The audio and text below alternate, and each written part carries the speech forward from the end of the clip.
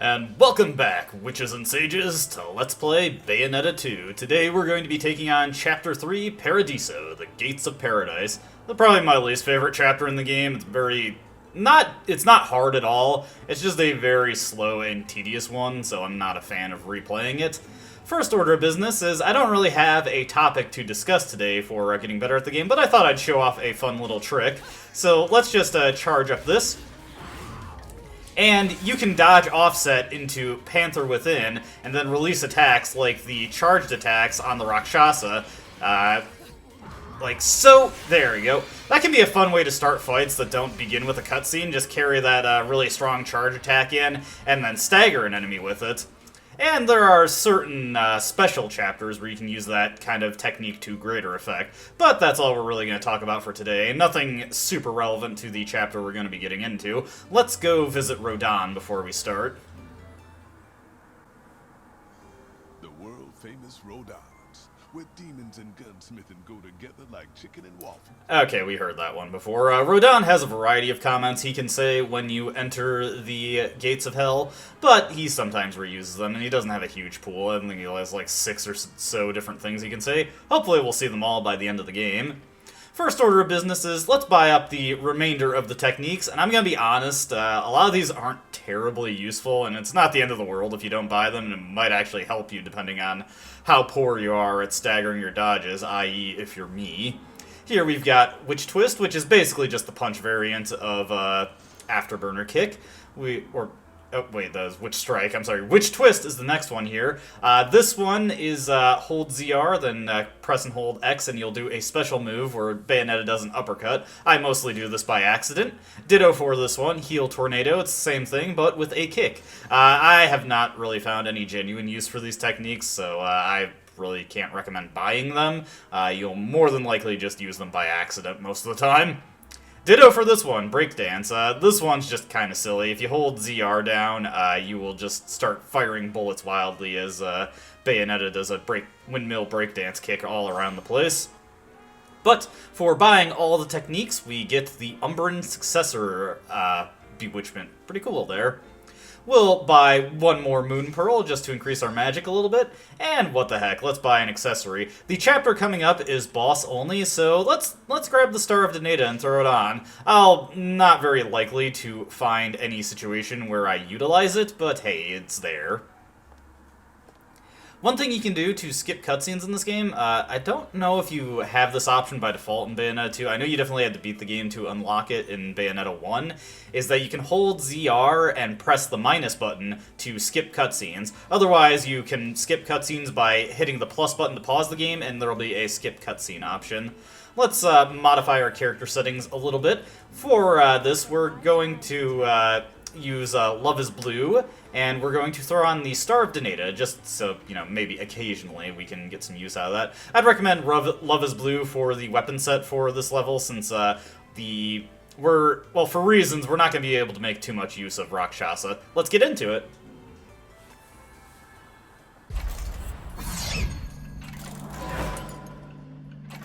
Don't just walk into Fimbulventer. We're going to have to be creative, love, if we're ever going to make it. Look over there. That's the Cathedral of Cascades. It was used for ritual worship of the mountain. Inside, there's a device that can build a bridge to the heavens. It'll take us halfway up Fimbulventer. An express pass. Right, love? Seems something finally came to mind, little one. While you're in the remembering mood, you wouldn't happen to know where the entrance to Inferno is up there, would you? Inferno? You must be in some shit if you're volunteering to go there. Let me put it this way, love. Once we get to the mountain, you'll get your choice of going up or going down. Fimbulventer doesn't let you just stick around. And which way will you be going? Me? What's the matter, little one? Scared of what comes next? Shut up! Just get me to the mountain! Little one! Get away from me!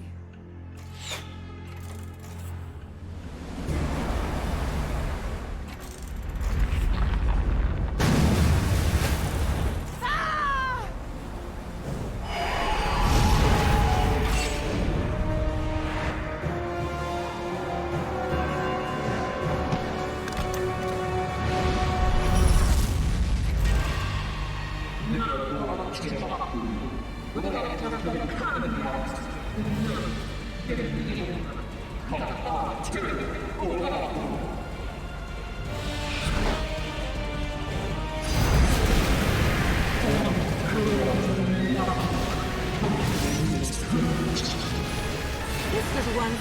deal.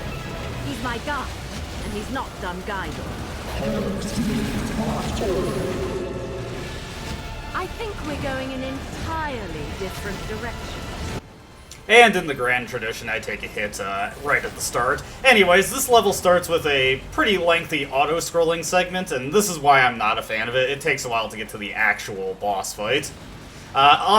Along the way on this segment, we'll have debris flying at us. As you can see, the glamour is tail whipping repeatedly, which can occasionally hit you if you're not careful. It's pretty tricky to dodge. If he gets close, I recommend moving back and forth along the typhoon, and then if he gets close, then you can just dodge. Anyways, Love is Blue is pretty good here because we can do the hold attacks to attack at a long distance and get some pretty good damage in. But that's going to be more pertinent in the back half of the fight. So yeah, we'll just move up and down, dodge through this one. Oop, yeah. Just be mindful of where the tail is whipping so you can most effectively avoid the hits. They don't deal too much damage, but we've already robbed ourselves of an opportunity to get pure platinum. Okay, and yeah, it's better to move side to side to avoid those pieces of debris there. They come out too frequently to reliably just dodge through them. If you can just avoid something by moving in this section of the fight, I would highly recommend you do that. Here we get a quick climax sequence. Anytime you see the fist, it's going to be something where you have to mash the punch. Anytime you see the leg, it'll be something where you mash A. As far as stuff like, you know, a giant toad or a giant bladed unicorn, that always just comes down to whatever the heck game feels like if it wants you to mash Y or X. Still some degree of memorization with the QTEs, even if there isn't a death penalty for failing them anymore. So yeah, we'll have these spires periodically pop out of the water here. For this section, oh man, I wasn't focusing there. It's a little inconsistent if you want to move to the right or the left to avoid them, so you just kind of have to eyeball it. On that last one, I wasn't paying enough attention to avoid it properly. But yeah, I was using Rakshasa in a practice attempt to deal my damage here, and it didn't deal nearly as much damage as I've already done in this section of the fight, so Love is Blue, in my opinion, is the way to go here. Probably later in the game, stronger weapons can accomplish more during these sections and in the actual fight proper, but not something I'm too concerned about at the moment. But yeah, if you're moving one direction and it just doesn't look like the building is moving, quickly switch to the other one to try and improve your, chances to dodge it there. But again, if it's just getting really close, you can always just spam dodge and hopefully you'll clip through it. Ooh, there we go. Alright, now we're getting into the actual meat of the fight.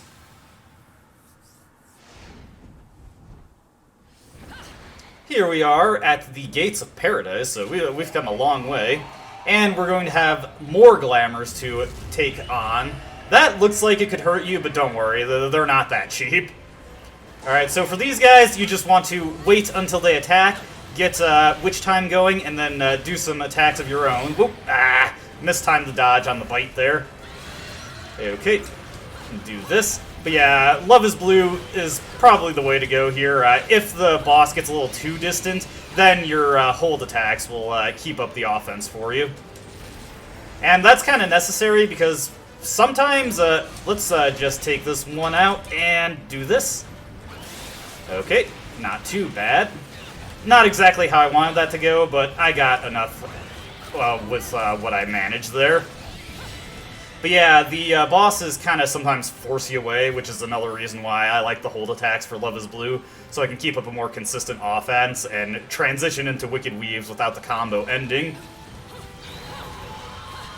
And yeah, see, the hitbox on this guy is super weird.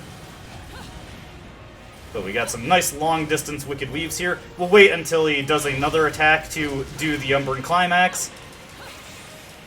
And yeah, get the nice frog shot there. Oop. What are you going to do next? So yeah, when these golden arrows appear, just wait for them to flash. That's when you would know to dodge. Whoa. Getting a little careless here. This fight's going a lot different than my practice attempt did. When they turn red, they're going to start doing repeated claw swipes like this. Just dodge over and over to get through that. It's not the worst attack to... whoa, hey. Wasn't able to knock any of those back.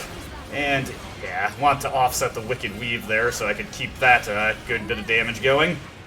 Alright, we got this guy on the ropes right now.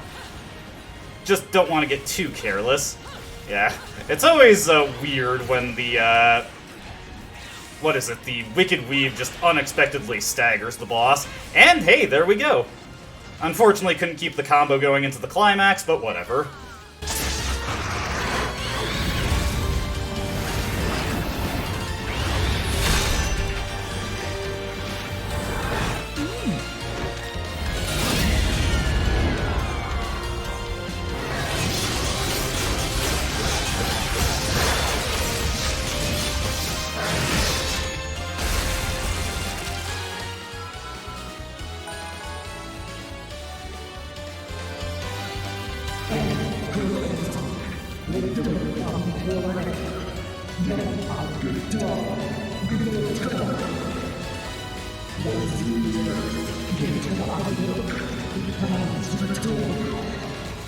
I don't recall asking for your permission. Oh, and I was wrong about our final destination. Going down.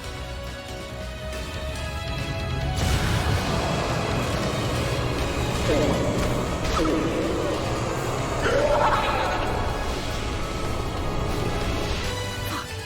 The boy. Forgot about that.